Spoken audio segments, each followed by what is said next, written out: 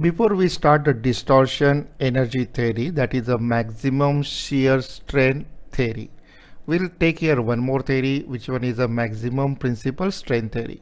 According to the maximum principal strain theory, the failure will occur when the maximum strain in the complex stress system equals that at the yield point in a tensile state.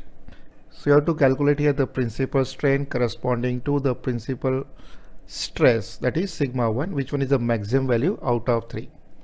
That is sigma 1, sigma 2, sigma 3. Then we have maximum value will be correspond to sigma 1. So whatever the strain at sigma 1, that you have to corresponds to the strain at the yield point. So we have two different idea. One is the maximum strain, which is based on the value of sigma 1, and the strain corresponding to yield point, that is at SYT. So in general, in a three-dimensional stress, we have stresses acting along the x direction if suppose equal to sigma x, stress acting along the y direction equal to sigma y, and along the z direction equal to sigma z. In that case, we can calculate the strain along the x direction. Mu, or we can say nu, is the symbol used for Poisson ratio. Poisson ratio is defined as a lateral strain upon the linear strain, and we can develop the equation for epsilon x. So we have a strain along the x direction is same as equal to 1 divided by Young modulus E multiplied by, we have linear stress is equal to sigma x, and we have two lateral stress equal to sigma y and sigma z is to be multiplied by mu. So we have mu multiplied by sigma y minus of mu into sigma z. You can use either mu or you can use either nu for Poisson ratio. Suppose we have three principal stresses such that we have sigma 1 is greater than equal to sigma 2 is greater than equal to sigma 3. So in this case, the sigma 1 represent here the maximum possible normal stress, and based on sigma 1 we can calculate here the maximum normal strain. So this one is the expression for maximum normal strain. Just replace here x is equal to 1, y will replace as 2, z is replaced as 3. So we have maximum strain in a complex system. So any generalized system we can find out sigma 1, sigma 2, sigma 3, and we can calculate the value of maximum strain, which is represented by epsilon 1, and we have epsilon 1 is equal to 1 divided by Young modulus E. Then we have maximum normal stress sigma 1 minus mu times lateral strain will be sigma 2 and sigma 3. It is multiplied by sigma 2 minus mu times sigma 3. Second value, we required the yield point in a tensile test. The state of stress is represented by sigma x, and at yield sigma x value is same as equal to SYT, and this value of SYT will take equal to sigma 1. Other two value will take as 0, that is sigma 2 equal to 0 as well as sigma 3 equal to 0. So using the same equation, we can calculate here the maximum strain. So at yield point we will get the maximum strain epsilon max will be equal to 1 divided by Young modulus E multiplied by sigma 1. This time sigma 1 is replaced by SYT. So we have SYT minus mu, sigma 2 is equal to 0 minus mu, sigma 3 is equal to 0. So we have epsilon max equal to SYT divided by Young modulus E. So according to the maximum principal strain theory, the theory assumes that the failure will occur when the maximum strain in the complex stress system equals that at the yield point. You have to equate the value of maximum strain with the principal strain in a complex system. So in this case, suppose we have epsilon 1 is greater than equal to epsilon max, that is the strain in the system will exceed than the maximum possible, then we have a failure will occur. It means that we have epsilon 1 must equal to epsilon max divided by factor of safety.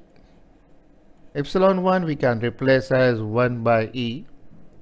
So epsilon 1 is same as equal to 1 by E into sigma 1 minus mu times Sigma 2 plus sigma 3. Sigma 2 plus sigma 3 must equal to epsilon max, which is SYT divided by E, is SYT divided by E, and we have factor of safety is equal to N. So egg modulus will get cancelled out here. Then we left here with sigma 1 minus mu times sigma 2 plus sigma 3 must equal to. So this value must equal to SYT divided by factor of safety N. So this equation you have to remember for maximum principal strain theory. This theory holds good for cast iron, but nowadays this theory is not used. Rather than the distortion energy theory is preferred.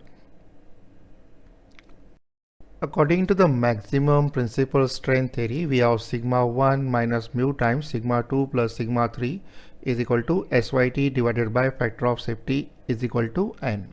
So in this case also we are interested to know the torsional shear strength. For this one we will consider here a case of a pure shear. So this state of a stress represent here the pure shear, and just now we have shown the value of sigma A is same as equal to negative value of sigma B is equal to tau xy is same as equal to SSY is the torsional shear strength. Since here sigma A is a positive value, so we'll assign the value of sigma 1 to sigma A. Sigma B is a negative value, so we'll assign the sigma 2 equal to 0, and we have sigma 3 will be same as equal to minus sigma B. And since we are using the value of tau xy is equal to torsional shear strength, we have factor of safety is equal to 1.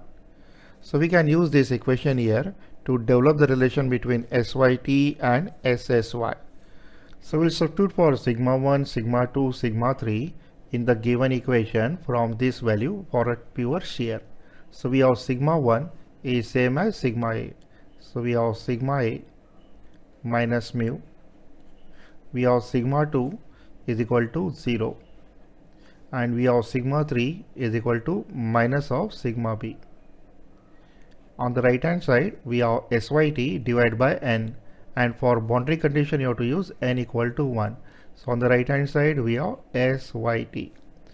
So we'll substitute for sigma A and sigma B according to the magnitude, but before this we'll solve this equation. We have sigma A minus and minus become plus, we have mu times sigma B is equal to SYT. Sigma A is same as torsional shear strength equal to SSY plus mu times sigma B is also torsional shear strength. We are putting here magnitude wise is equal to SYT. So we have torsional shear strength SSY multiplied by 1 plus we have Poisson ratio is equal to SYT. So in this case the torsional shear strength according to the maximum principal strain theory is SYT divided by 1 plus mu. Whereas by maximum shear stress theory, if you recall this value of the torsional shear strength, we obtain this value as SYT divided by 2. Normally the value of the Poisson ratio for steel is 0.3. So this value of SSY will be SYT divided by 1 plus 0.3. So approximately this time we have SSY is equal to SYT divided by 1.3, and this is divided by 2. So that is why the maximum shear stress theory is more conservative, because it will allow the lower value of torsional shear strength in the case of ductile material. So MSST is always a conservative as compared to all the theory that we have discussed up till now. Before we start the distortion energy, first we will make our concept clear about the strain energy. And if we are interested here the strain energy of a three-dimensional stress system. So any three-dimensional stress system may be reduced to three principal stresses. Let's say the principal stress acting along the x direction is represented as sigma 1, along the y direction is sigma 2 and along the z direction equal to sigma 3.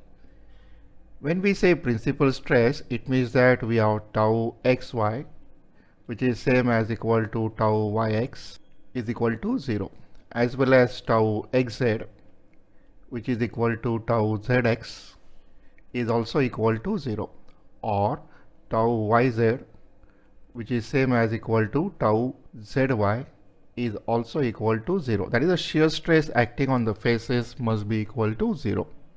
So by definition of a principal plane, if only the normal stress will act and the shear stress are equal to 0, the given stresses sigma 1, sigma 2, sigma 3 are the principal stresses.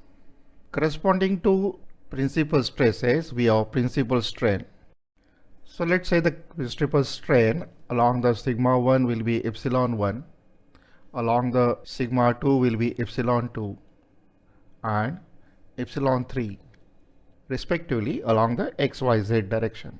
And we know the value of epsilon 1. Epsilon 1 is same as, that is the principal strain epsilon 1 is equal to 1 divided by Young modulus E multiplied by principal stress sigma 1 minus mu multiplied by sigma 2 plus sigma 3. Similarly, we have epsilon 2 will be equal to 1 by E into sigma 2 minus mu times sigma 3 plus sigma 1, and we have principal strain epsilon 3 will be equal to 1 by E sigma 3 minus mu multiplied by sigma 1 plus sigma 2. So this set of equations represent the three principal strain, and we have principal stress is sigma 1, sigma 2, sigma 3. We are interested in the strain energy. So the total strain energy per unit volume is same as equal to the total work done of a system. Total work done of a system is simply the product of stress multiplied by strain divided by 2. So in this case, we have total strain energy per unit volume U is given as summation of 1 by 2 of stress multiplied by strain. That is same as 1 by 2 sigma 1 epsilon 1 plus 1 by 2 sigma 2 epsilon 2 plus 1 by 2 sigma 3 epsilon 3. In this case, we have assumed that the stresses are applied gradually from 0. So in this case, we have total strain energy U is given as 1 by 2 is a common. Then we have sigma 1 into epsilon 1 plus we have sigma 2 into epsilon 2 plus we have sigma 3 into epsilon 3. And we can substitute for epsilon 1, epsilon 2, epsilon 3 from this set of equation.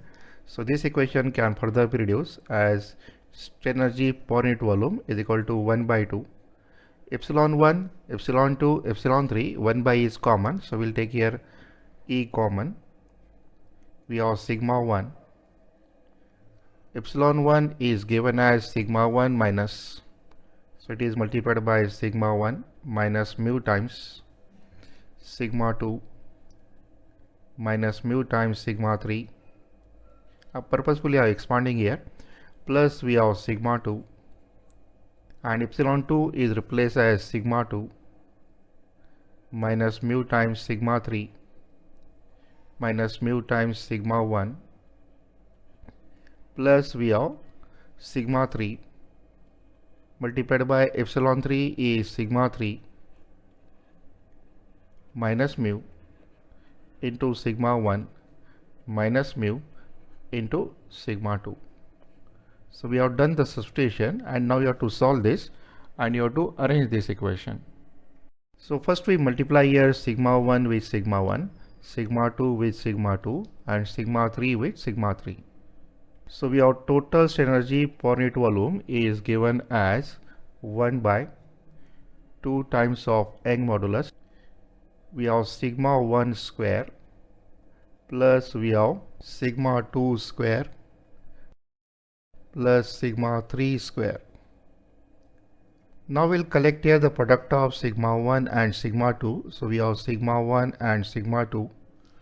We have sigma 2 and sigma 1. Sigma 1 minus mu times sigma 2. So we have minus of mu into sigma 1 into sigma 2. Here also we get minus mu into sigma 1 into sigma 2. Then we collect the product of sigma 2 and sigma 3. As such, this product is not possible in the first bracket. We have sigma 2 and sigma 3, and we have sigma 3 and sigma 2 minus mu into sigma 2 into sigma 3. Here also we'll get minus mu into sigma 2 into sigma 3. And finally we'll collect the product of sigma 1 and sigma 3. So one value will get here sigma 1 and sigma 3, and one value will get here sigma 3 and sigma 1. So we have minus mu into sigma 1 into sigma 3 minus mu into sigma 1 into sigma 3.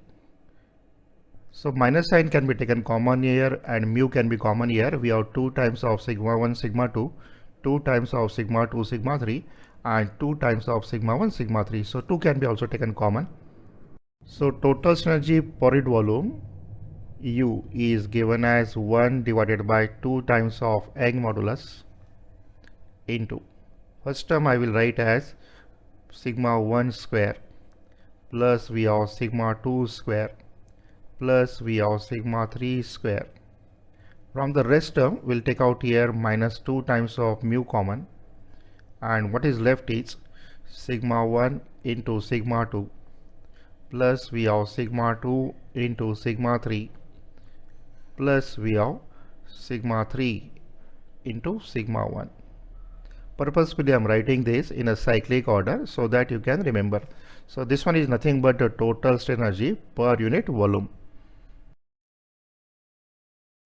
So if you are having the three principal stresses sigma 1, sigma 2, sigma 3, then we have total strain energy is given as 1 by 2 times of E into sigma 1 square plus sigma 2 square plus sigma 3 square minus 2 times of mu, where mu is called as Poisson ratio, multiplied by sigma 1 into sigma 2 plus sigma 2 into sigma 3 plus sigma 3 into sigma 1. So we are interested right now the three-dimensional hydrostatic stress system strain energy. So when we say hydrostatic, it means that the stress acting along the x, y, z direction is same. So this one is a special case in which we have sigma 1 is same as equal to sigma 2 is same as equal to sigma 3 is equal to sigma. So we can calculate here strain energy for the hydrostatic stress system that will represent as U suffix H is equal to 1 upon 2 times of E, that is the Young modulus, multiplied by sigma 1 square plus sigma 2 square plus sigma 3 square is sigma square, so that equal to 3 times of sigma square minus 2 times of mu.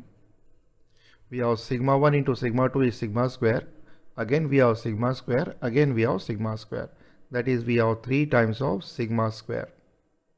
So sigma square can be taken common, even the 3 can be taken common.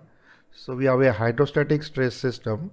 The strain energy per unit volume is given as 3 times sigma square divided by 2 times of Young modulus multiplied by 1 minus 2 times of mu.